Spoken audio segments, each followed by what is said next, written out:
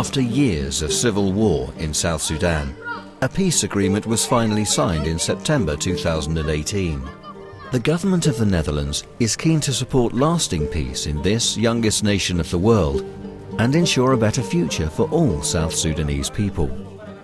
There's so much potential here and people are really eager to build their country, and this is why we're trying to help them. They really want you to invest in jobs, agricultural opportunities, make sure that there is accountable mechanisms in place. People really want to go forward. If we don't do things right now on building resilience, then this is going to be a completely failed country. The Netherlands is investing in a peaceful South Sudan, which is crucial to the stability of the Horn of Africa. Challenges in this region, such as migration, refugee flows and security issues, are of strategic importance to the Netherlands. Their engagement consists of supporting the peace process, providing humanitarian assistance and improving people's long-term resilience. If we looked at South Sudan in general, you have certain areas that has been impacted by the conflict. These are the areas that need humanitarian assistance, but if we come to the more stable areas, these people are capable of helping themselves. So our resilient programming supports them with giving them access to seeds, access to jobs, in order for them to be able to help themselves and improve their livelihoods. The Netherlands focuses on 5 hubs of stability, areas of relative safety with development programs to increase food security, promote the rule of law, enable youth employment and improve access to safe drinking water. The objective is that positive outcomes here can be replicated in the rest of the country in due time. So if there's no stability, it's very hard to do development in South Sudan. After the independence from Sudan in 2011, a fight for leadership broke out. This resulted in more than 400,000 deaths and over 4 million displaced people. The conflict has also led to failed harvests and insufficient food. However, after the peace agreement, some people who fled the fighting in recent years are now slowly returning home. Yeah, we displaced to far places like Congo, Uganda and Central African Republic, and others to Sudan. Now that farmers are returning to their homes and fields, the Netherlands supports them with training, seeds and tools to make their fields productive again. We are planting here groundnuts, maize, the cassava. We are happy because they are supporting us with training, how to plant, how to harvest. The lack of good roads is a major challenge. In the rainy season, many roads are inaccessible. As part of the Dutch food security program, extensive road repair works should make it easier for farmers to transport their crops to the markets nearby. Anaenda kupanga hii yake kafume fulani kini fundo fulani wakinogu ya fele yala spatiso no shiranya kumbataya alika odafo birana kina hako skuli. Besides the national peace process, the Netherlands also supports local peace-building initiatives, like this meeting in Yambio, where chiefs and communities from all the different ethnic tribes come together to discuss security issues to prevent further hostilities. Here, when they come up with the action plan that need to create awareness of the community on how to coexist, to live peacefully, to raise awareness on issues to do with gender-based violence, issues to do with peaceful coexistence, peace and reconciliation among the community. We have seen that after the dialogue, the communities, the different ethnic groups are able to move across the communities freely with no fear. Sexual and gender-based violence is a serious problem in South Sudan.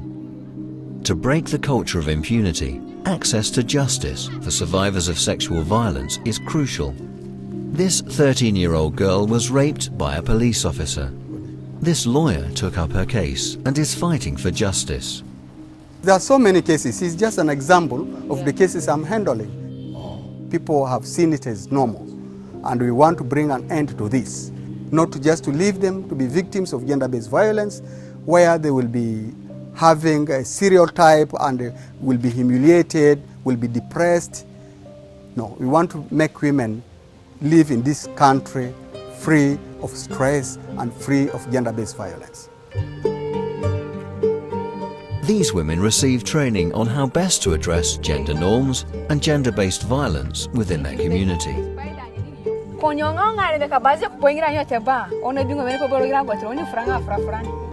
This women protection team comes together to confront men and attempt to negotiate a solution to improve the position of the women. If it is a man beating his wife seriously, you need to bring that man, see, put him down, talk to him peacefully, not by force.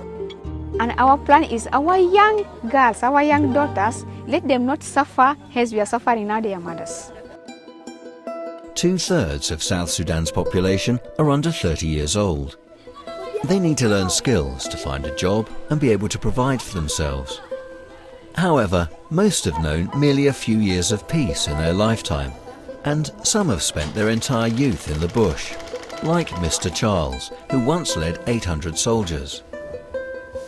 Mikiduna pawa bares papa iya paingo gumya da kamanga ha miki munjamanga kamiyawe ayeshi wagare ka cigene minada manana menga wore minamanga ina manga fa yala badene miki bihenga gurungo miafu here minafu efu kana jimi abo ngara.